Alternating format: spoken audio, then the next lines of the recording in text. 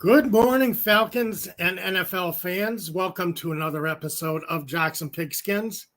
This is Tom Pollen, running the show solo today. Wanda Weidman is off, celebrating an anniversary today, a big anniversary. So, congratulations, Wanda. Good to hear, and always a great thing. So, but I will have the show today. We're going to be talking about the new kickoff rule and how the Falcons are set up, how they kind of set up their roster to take advantage of this new kickoff rule. I like what I see, and I like the way they should be able to do something with it. Give me a second here. Also, we're going to talk about first. I want to spend a little time talking about the NFL and the big loss they took this last week because of Sunday Ticket. And it's going to cost them a lot of money. But, this case is far from closed. I'm not going to go deep into it because I don't have the legal background to really give you a good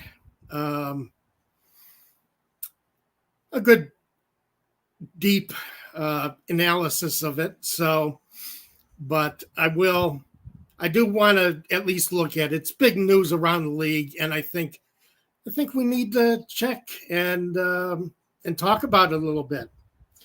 But before we get started, want to talk about the show's sponsor, Prize Picks. Download Prize Picks. They will match up to $100 of your first deposit. Use the promo code ASU to tell you where you saw their banner at and where you signed up.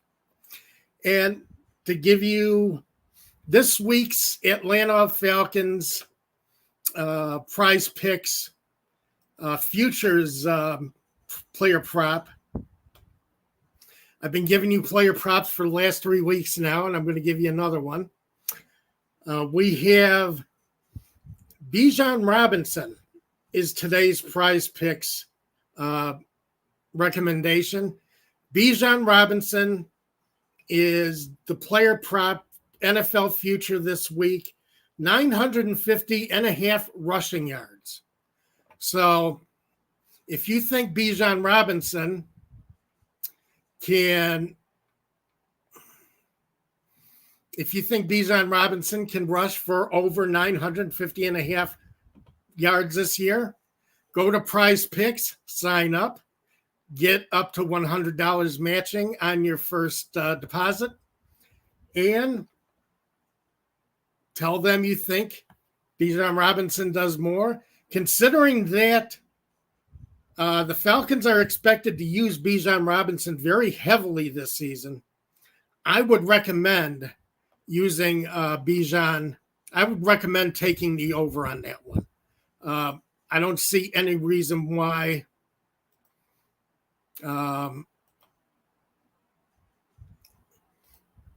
it just makes sense as far as what we expect out of the Falcons this season. So let's move on. As I said, the first thing I want to talk about today is the NFL took a bad beating in court this last week.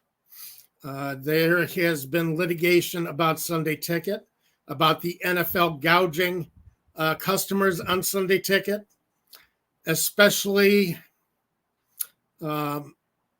considering that Sunday Ticket could be cheaper. They want to keep the price of Sunday Ticket high to get fans to watch the Fox and CBS broadcasts that they feed to fans on their local games and national games. So they're offering Sunday Ticket, but they offer Sunday Ticket at an extra high price because they want to keep directing fans to CBS and Fox and keep rolling in a lot of big money to sell those rights to CBS and Fox. And now it's looking like the NFL has taken an antitrust suit and have taken a beating on it. The jury came back with a decision on Thursday against the NFL for $4.696 billion. Now, considering that is a civil lawsuit, that's an antitrust suit, that amount gets tripled to $14.08 billion against the NFL for basically price gouging Sunday Ticket. So it's going to be interesting to see if what we're going to see going forward is a lot of appeals. You know that the NFL is going to appeal this. This week, there's supposed to be a lot of post-trial motions from both sides. And we will see when the appeal will come up. If the NFL wins the appeal, it'll go back down to a civil court to be retried. If the plaintiffs win the appeal, then this thing has potential to go to the Supreme Court as an antitrust case. So it's going to be interesting to see how this moves forward. As I said, I don't have the expertise to bring it to you, but if you go to Pro Football Talk, Mike Florio has been covering this very closely.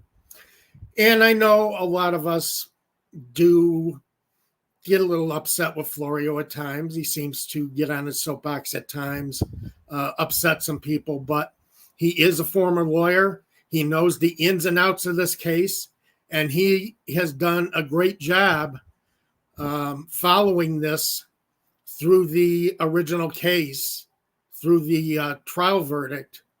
And I would trust Florio to continue to do excellent coverage on this antitrust case to see what we're going to get. And basically what this means to you is if you ordered NFL Sunday Ticket through DirecTV, even one season of it, you are in line to get a payment, to get an award settlement. Now, 40% of that money goes to the lawyers. But if you did order Sunday Ticket through DirecTV, you are in line to get an award from some of this money. So you're not going to see it immediately. It's probably going to be about 2 or 3 years. But it's going to be interesting to see how this evolves as a case and how it affects the NFL as far as what they charge for Sunday Ticket and what they can get from their network partners as far as rights fees to broadcast games. Won't see this happening anytime in 2024, 2025. And the salary cap numbers should still stay fairly high, but I'm kind of curious as far as how this is going to go. Tony Wright says, good afternoon. Happy 4th of July weekend. Tony, I'm with you. Happy 4th of July weekend to everyone coming up this next weekend. So do want to wish you all that. And Tony also says, good. I'm glad the NFL got fined heavily. As I paid for Sunday Ticket every year it was in existence with DirecTV, except last year when it moved to YouTube TV and increased the price even more. Yeah, I was with Sunday Ticket for a couple of years there too. Not since the beginning, but I was there for a couple of years. I used it to keep track of all the games, keep track of the Falcons games. And I used it for my writing so I could write recaps of games. And I think, the NFL, this is a multi-billion-dollar league. And I think they could have found a way to do this better, the Sunday Ticket package better. ESPN wanted to offer Sunday Ticket for $70. and then offer individual team packages. And I think that's kind of where this idea of a civil lawsuit, a antitrust trial began. So, but as I said, we'll probably keep an eye on this further on the show with Wanda. But moving forward, I would say go ahead and go to Pro Football Talk. As I said, Mike Florio was a lawyer and really knows the ins and outs of what should and shouldn't happen, what can and can't happen, and has done a great job covering this to let everybody know, and not everybody's covering it. I haven't seen coverage of this pretty much anywhere else except Pro Football Talk. So Florio's at least bringing it to you. The NFL broadcast partners and a lot of NFL people who want to be broadcast partners aren't reporting on this because they don't want to get on the wrong side of the NFL. I'd say the NFL is a multi-million-dollar greed. Tony, I'm not going to argue with you there. It is amazing, especially if you look at some of the decisions that have come down this past week, and I'm not going to get into them today, but decisions that have come down last week from city councils, from state legislatures about funding improvements to the to Jacksonville Jaguar Stadium and to Carolina for their stadium. Did not go through the voters to try to approve those funds. Those are going to be public funds that are going to be going into upgrading these stadiums. And to me, I got a problem with a multi-billion-dollar corporation, multi-billion-dollar, each team is worth multi-billion dollars, and they are getting public money to fund stadiums and stadium updates. I have a problem with that. The NFL can easily cover these kind of costs, but they don't. And we might go into that a little bit later. It's going to be interesting because this is a lot of money, and it's going to affect a lot of fans as far as what you pay to go into the stadium. You're not only paying for the stadium, but you're going to be paying for an increased experience when you walk in through the gates and go watch a game. So, fans, you get charged twice, and it gets ridiculous. The NFL is getting a little bit ahead of itself. Some say that there's going to be an NFL Armageddon, that it's going to fall apart at some point. I don't know. I don't go that far, but I think the NFL is going to get a little bit of a comeuppance soon. But let's go into our main topic, our second topic, the new NFL kickoff rules. This is going to be insane. I've been doing a lot of reading about the kickoff rules over the last week, and I want to try and sum up some of it for you here today, because this is the biggest change we've seen in the NFL since they changed the extra point rules. This is something they've picked up from the XFL, and it's an interesting idea to try and bring kickoffs back into play during games instead of making it an empty play, a ceremonial play, an automatic touchback. So, but the way it's going to work is you have the receiving team with the ability to put two returners in the landing zone between the goal line and the 20-yard line. And the rest of their coverage unit, 9 players, will be lined up at the 30-yard line with their foot on the 30-yard line, frozen until the ball lands. Kicking team, the kicker will be at his own 35-yard line. The rest of the coverage team will be lined up at the opponent's 40, frozen, unable to move until the ball lands or is caught. And the ramifications, there are all kinds of ramifications being looked at around the league. I like the way the Falcons have set up their roster for this, though. And I don't know if Terry Fontenot did that on purpose or just accidentally, but they have made some moves that really can make this an advantage, at least on the receiving team for the Falcons. I don't know about the coverage team, and we will go into that in a minute. But if the one problem that a lot of people are seeing right now is you either have someone trying to kick the ball between the goal line 20 or a long squib, which will land between the goal line and the 20 and roll back and into the end zone for a touchback to the 20-yard line. Now, the Falcons are set up with two speedsters.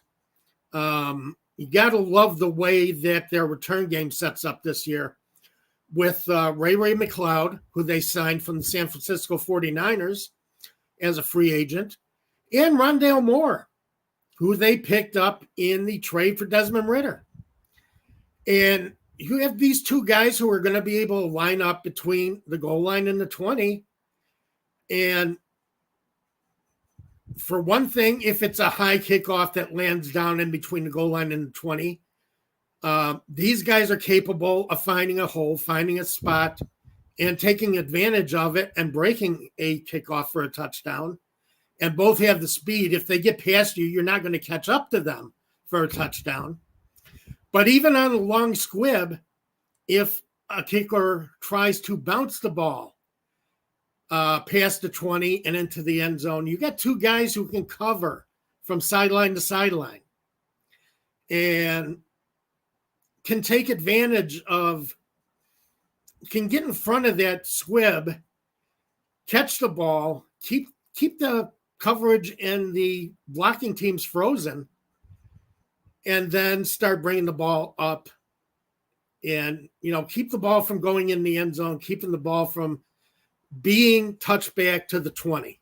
And I know that there's so many touchback scenarios here. Touchback to the 20, touchback to the 30.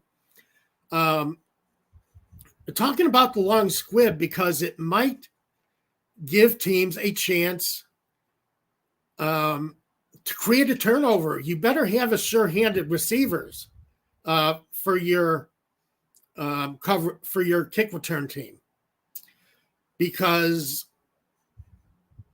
a fumble down between the 20 and the goal line by either McCloud or Rondale Moore is going to be a disaster, because you're setting up an offense inside the red zone, and the defense is going to have a hell of a time trying to cover that.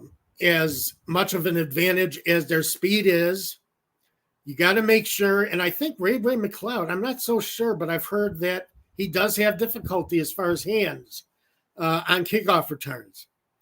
So it's almost going to be like trying to field a long onside kick.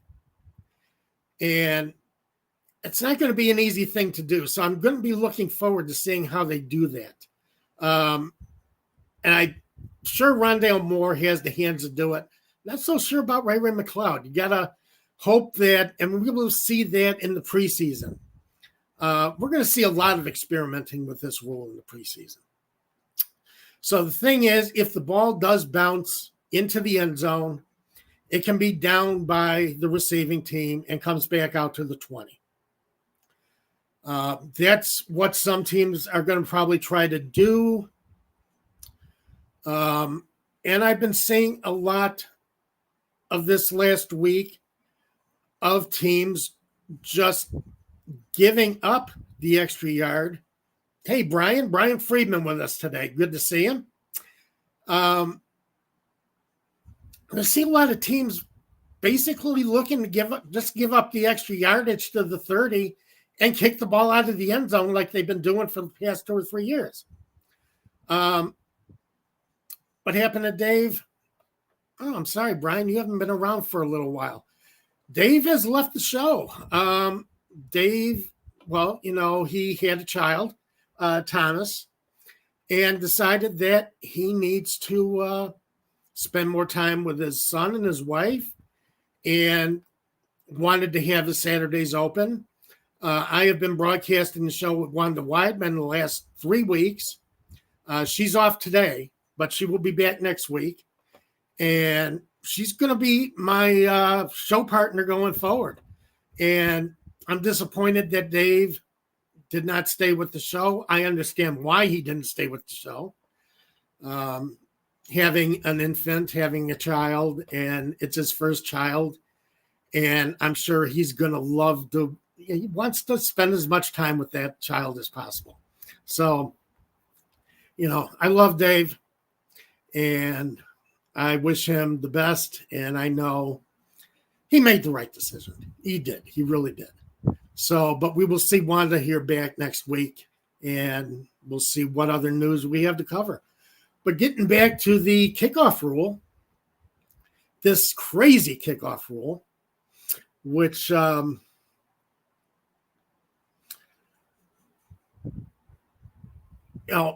lot of experts are saying that teams might just try to kick the ball out of the end zone anyway. Yeah, Brian, I think we all wish him the best. So I do appreciate that. And I know Dave appreciates that. But some teams are going to try and kick the ball out of the end zone and give up the 30.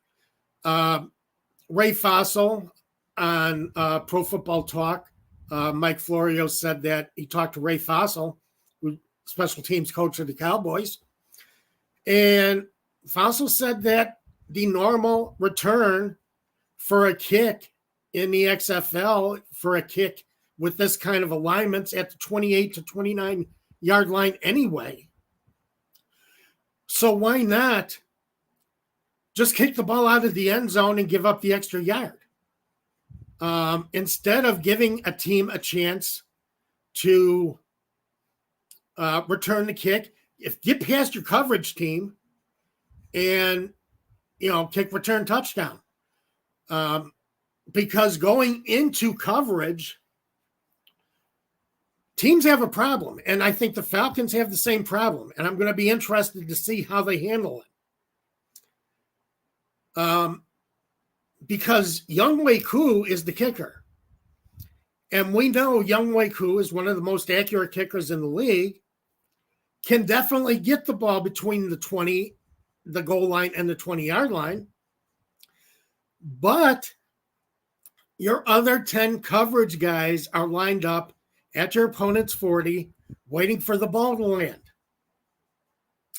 So what you have is if a punt returner or a kickoff returner gets past your initial line of defense, you are left with your kicker being the last guy to try and either tackle or chase down your kickoff returner, your opponent's kickoff returner. And I don't want to see Younghoe Koo. I don't want to see probably 95% of the kickers in the league try to chase down a ball carrier, chase down a wide receiver, chase down a guy with speed. Because you're going to create more injuries that way. They're trying to keep guys from getting injured by keeping that 10-yard spread between them so the kickoff coverage team doesn't get 20 yards of momentum going before they meet the blocking on the receiving team. So what you have, Brian, kickers will get hurt for sure. definitely. And that's one of the things that I don't think the NFL has taken into consideration, because you are not allowed to keep another player back by your kicker. All 10 of your guys have to be lined up on the opponent's 40. So you're going to end up with the kicker, with your kicker, and he can't cross the 50-yard line until the ball is being returned, until the ball lands or the ball is caught and the return starts. So between pulled groins, pulled hamstrings, injured arms, injured legs trying to make a tackle, you are going to lose. Most teams are in a position to lose one of the most valuable players on the squad, a guy who gets them points. And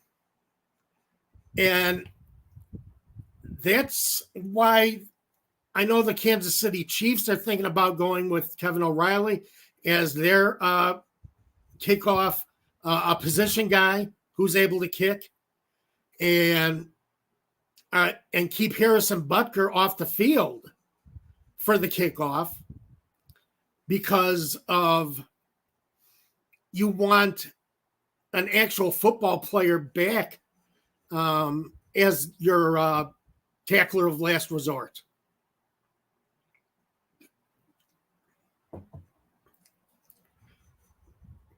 And I think a lot of teams are going to experiment with this in training camp. One of the things I do like about the Falcons roster, as far as their coverage team, is they've loaded up on strength and speed positions to cover these kicks. Right now on their 90-man roster, they have 7 defensive ends, 9 linebackers, 9 safeties, 5 running backs, and 13 receivers. It's a lot of speed and a lot of strength when you count linebackers, safeties, and defensive ends. Wars will not be won by collisions when it comes to kickoffs.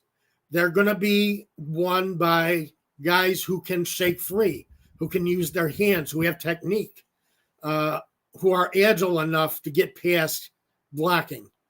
So right now, that's a great roster build by Terry Fontenot. And it's going to be interesting to see how many of these undrafted free agents that are filling out these end linebacker safety positions, how they make the team, depending on how the Falcons face the kickoff.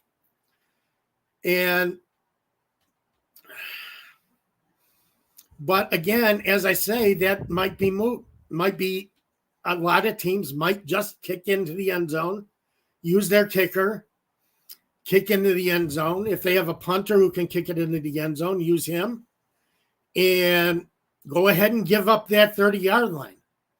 I would hate to see it. Todd does have a question, and appreciate the question, Todd. Been a while since I've seen you, Todd. What's your take on just eliminating kickoffs altogether? And I would hate to do that.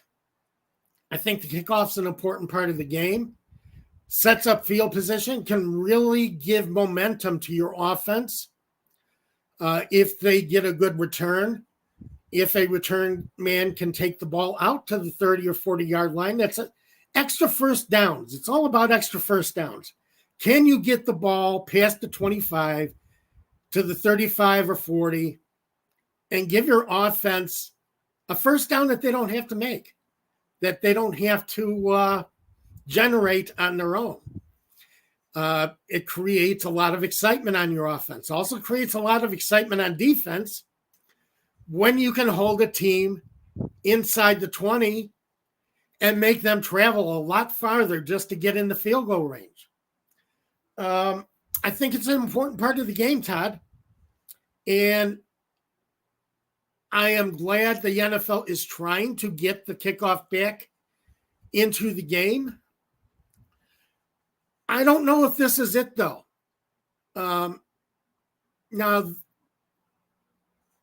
let's see. Yeah, Brian, that's a great point, and that's why this rule has come into effect. There were 14 touchbacks in the Super Bowl. They don't want that to continue. They also don't want that to continue. Well, the Super Bowl is their most watched game, but they don't want to see this in Europe where, the kickoff becomes nothing when they're playing London games and the kickoff is nothing. They want to see some excitement generated, and they want to give the full game experience all around.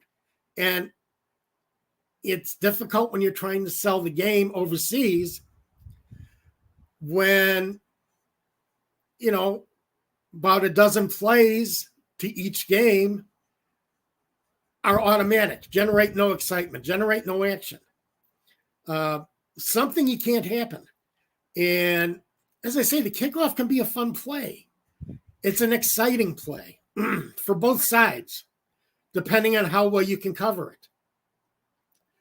So now, one thing I also have read is that there was talk about the NFL using the 35-yard line as the touchback line, which probably would have forced more returns. I doubt many coverage teams would want to kick the ball out of the end zone and force their defenses to start working from the 35-yard line. 2 first downs plus a little extra yardage, and you've got an opposing team that's in field goal range. You're putting a lot of pressure on your defense to hold a team scoreless when they're starting from the 35. Some defenses can do it, but I question whether the Falcons defense can do it this year, and my arguments on that. I want to see how this defense sits up in the preseason. But 2 first downs and some plus yardage, and a lot of the very good 2 elite kickers in the league are going to nail that for 3 points anytime. You're going to give up 3 points. So that would force a return. I don't think coverage teams would be, or special teams coaches would be willing to give up the 35. I think they will be willing to give up the 30. And so, because from the 30, you need about 3 first downs plus extra yardage to get in the range. So, makes it a little bit tougher. The more you make an offense, the longer you make an offense, the farther you make an offense have to drive, the more likely it is they're going to make a mistake. Either through, not executing on first down, second down, and leaving them at 3rd and long, or penalties, leaving them at 3rd and long, or a sack, or a tackle for loss. You're creating the chance for your defense to create a mistake by the offense and to get the ball back for your offense. So, I think the 35-yard line would have been too close for special team coaches to want to give away yardage. The 30-yard line, I can see them trying,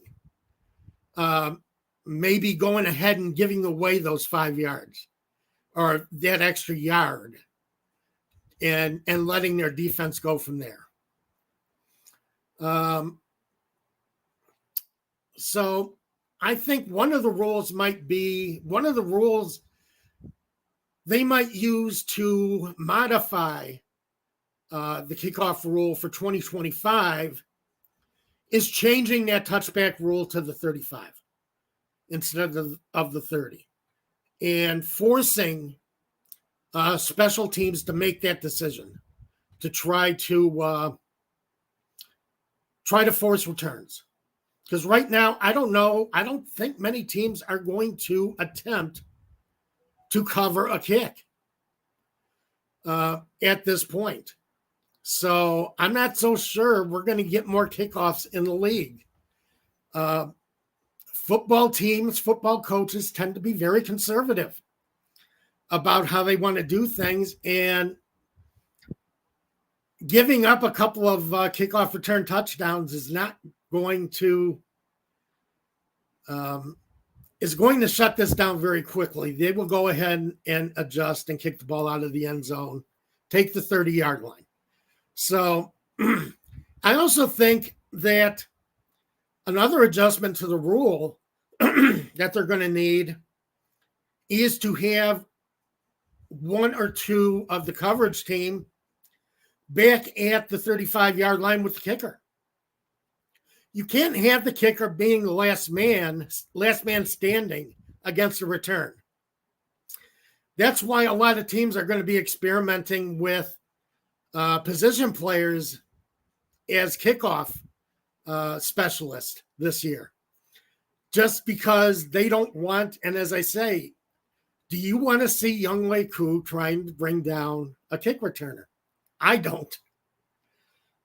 He's not big. He's not very fast. One of the best kickers in the league. I'd say an elite kicker. But he's going to get hurt. A lot of guys are going to get hurt. Kickers are not built to be football players. Let's put it this way. They're specialists. They're not built to go running down the field and making tackles. They do occasionally but this is not their job. So I think you got to leave at least one man back with the kicker to be that last position, that last man standing between the goal line and a returner. And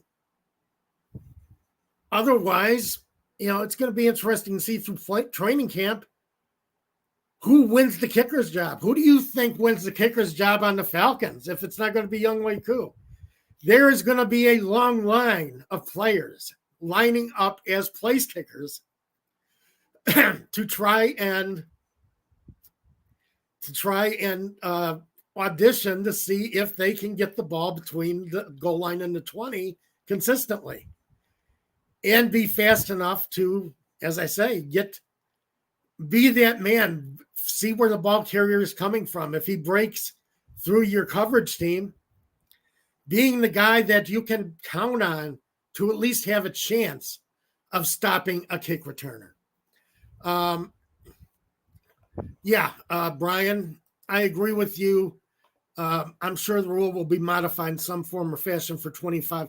Yeah, they're going to see a lot of unintended consequences. And that's what you get every time the NFL makes a rule, is a lot of unintended consequences. And that is what we're going to get this year. And I say we're going to see in the preseason. It's going to make the preseason interesting for all of us to see how teams execute for the first place, because guys are not going to be used to freezing in place until the ball lands or is caught. So, there's Zozo. So Zozo has made her appearance on the show today, and everybody say hello. So I do think the NFL is going to see a lot of unintended consequences, and I don't think you're going to see a lot of teams worried about kicking the ball out of the end zone and letting their opponent taking it out at the 30-yard line. At least your defense has a chance from the 30-yard line. So this right now, that's the way I see it set up. And it's unfortunate because, as I told Todd, and as I mentioned earlier, it's an exciting play. It should be an exciting play, the kickoff. And you can't take what has potential to be an exciting play out of the game. Now, the owners are trying to put it back in the game, but I don't think they've gone far enough.